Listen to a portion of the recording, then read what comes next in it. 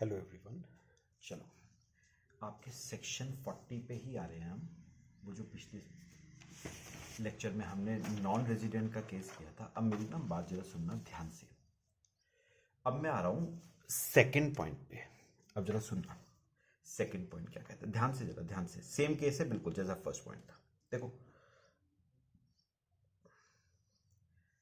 एक असेसी है, मुझे बताओ जो फर्स्ट पॉइंट था उसमें असेसी ने पेमेंट किसको करी थी? नॉन रेजिडेंट को। अब ये वाला पॉइंट आता है जब पेमेंट किसको करी गई होती है? रेजिडेंट को। दोनों में डिफरेंस है, देखना क्या। असेसी ने पेमेंट करी, किसको? रेजिडेंट को। कौन से ईयर में बताओ? 1920 में। इस पेमेंट पे क्या कटना चाहिए था? टीडीएस। वो भी कौन से साल में? 1920। आपने गलती क्या करी? आपसे गलती क्या हो गई? या तो आपने टीडीएस काटा ही नहीं, टीडीएस नॉट डिडक्टेड। कौन से साल में? इन 1920। आपने 1920 में टीडीएस काटना था लेकिन नहीं काटा। या फिर टीडीएस डिडक्टेड इन 1920 में टीडीएस काट लिया, ठीक है, 1920 में टीडीएस काट लिया, बट जमा नहीं करवाया, नॉट डिपॉजिटेड। कब तक मैक्सिमम बताना। Not deposited till due date of filing of return of income. और रिटर्न ऑफ इनकम के फाइलिंग की दो ड्यू डेट है, 31 जुलाई और 30 सितंबर। तो मुझे एक बार दोबारा बता दो क्या कह रहा है वो। असेसी है, उसने रेजिडेंट को कोई पेमेंट करी। कौन से ईयर में? 1920 में। जिसपे टीडीएस कटना चाहिए था 1920 में। लेकिन आपने 1920 में टीडीएस काटा ही नहीं, या काट तो लिया 1920 में लेकिन due date of filing of return of income से पहले सरकार के पास जमा नहीं करवाया। तो गवर्नमेंट ने कहा कि हम 30% एक्सपेंडिचर क्या कर देंगे? Disallow. बात सुनना, अब देखो डिफरेंस आ रहा है। अब बाकी सब तो सेम था फर्स्ट पॉइंट और सेकंड पॉइंट में। डिफरेंस क्या आ रहा है? नॉन रेजिडेंट को अगर पेमेंट करी ना, किसको पेमेंट करी? अगर नॉन रेजिडेंट को पेमेंट करी तो उस केस में पूरा खर्चा डिसअलाउ होता है। लेकिन अगर रेजिडेंट को पेमेंट करी है ना, तो रेजिडेंट के केस में पूरा खर्चा डिसअलाउ नहीं होता, खर्चे का सिर्फ 30% क्या होता है? डिसअलाउ। यानी अगर मैं एक छोटी सी बात करूं आपसे, खर्चा 100 रुपए का था, तो डिस अलाउ सिर्फ 30% होगा, मतलब 30 रुपए डिसअलाउ होगा। यानी बताओ अभी भी आप कितने रुपए का डिडक्शन क्लेम कर पाओगे? अभी भी आप 70 रुपए का डिडक्शन तो ले ही पाओगे। हां, 30 रुपए का आपको डिडक्शन नहीं मिलेगा, ठीक है। कितने का डिडक्शन अभी भी मिल जाएगा? 70 रुपए का डिडक्शन अभी भी मिल जाएगा, 30 रुपए का नहीं ले पाओगे। अच्छा मुझे एक बात बताओ, क्या इस 30 रुपए का फ्यूचर में कभी भी नहीं ले पाऊंगा क्या? गवर्नमेंट ने कहा नहीं, हम रिजिड नहीं है। इस 30 रुपए का डिडक्शन आपको उस साल में मिलेगा जिस साल में हमको टीडीएस मिला। तो हमको टीडीएस अगर 2021 में मिला आपका, तो हम आपको डिडक्शन भी कौन से साल में दे देंगे? 2021 में। आपने हमें टीडीएस 21-22 में दिया, तो हम आपको डिडक्शन 21-22 में देंगे। यानी ये 30 रुपए का डिडक्शन कौन से साल में मिलेगा? In year in which TDS is deposited. तो जिस साल में आपने टीडीएस सरकार के पास जमा करवाया, उस साल में सरकार आपको इस 30 रुपए का क्या दे देगी? डिडक्शन दे देगी।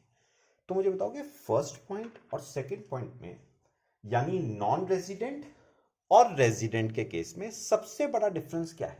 बस एक ही पॉइंट में तो डिफरेंस है।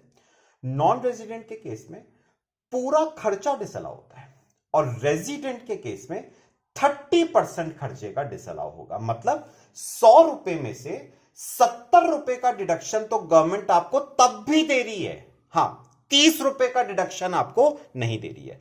नॉन रेजिडेंट के केस में 1 रुपए का भी डिडक्शन आपको नहीं मिलेगा, पूरा 100 रुपए क्या हो जाएगा? डिसअलाउ। ठीक है। अच्छा, मैं इस पे ना वैसे क्वेश्चन भी है, लेकिन क्वेश्चन अभी फिलहाल थ्योरेटिकल पार्ट मेरे ख्याल से काफी हद तक क्लियर है। क्वेश्चन मैं आपको अगले लेक्चर में कराऊंगा। फिलहाल मैं आपको ना ये 40 के 2 पॉइंट्स और हैं, छोटे छोटे से हैं, सिंपल सिंपल से, वो कर लेते हैं। थर्ड पॉइंट पढ़ना क्या है? Any income tax paid during the year is not allowed as a deduction. एक बात याद रखना, असेसी ने क्या पे करा है?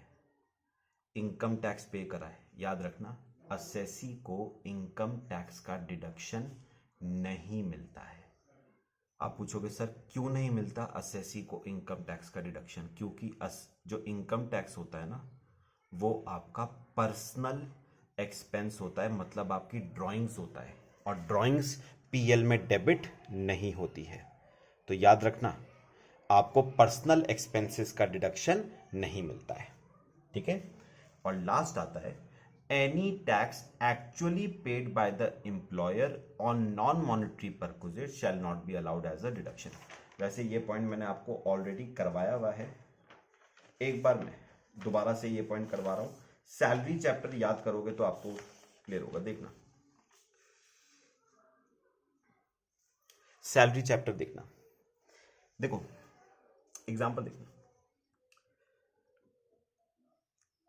याद आएगा आपको। देखो, अच्छा, एम्प्लॉयर और एम्प्लॉय। अच्छा, आपने पढ़ा हुआ है ना कि एम्प्लॉयर एम्प्लॉय को परक्विजिट्स देता है। मॉनेटरी भी होते हैं, नॉन मॉनेटरी परक्विजिट्स भी होते हैं, जैसे RFA, rent free accommodation is a non monetary perquisite. तो एम्प्लॉयर अपने एम्प्लॉय को बताओ क्या दे रहा है? नॉन मॉनेटरी परक्विजिट्स दे रहा है। ठीक है। अच्छा, ये नॉन मॉनेटरी परक्विजिट एम्प्लॉय के हैंड्स में क्या होते हैं? टैक्सेबल। तो यहां पर लिखना, RFA is taxable in hands of employee. Employee के हैंड्स में वो क्या होता है? टैक्सेबल। लेकिन पता है एम्प्लॉयर क्या कहता है? एम्प्लॉयर कहता है मैं आपको 2 बेनिफिट दूंगा, मैं आपको 2 बेनिफिट दूंगा। कौन से 2 बेनिफिट? पहला बेनिफिट तो मैंने आपको दिया नॉन मॉनेटरी परक्विजिट्स के फॉर्म में, आरएफए के फॉर्म में, ये तो पहला बेनिफिट हो गया। ठीक है। अच्छा, मैं आपको एक बेनिफिट और दूंगा, और वो क्या? इस आरएफए पे जो प्रपोर्शनेट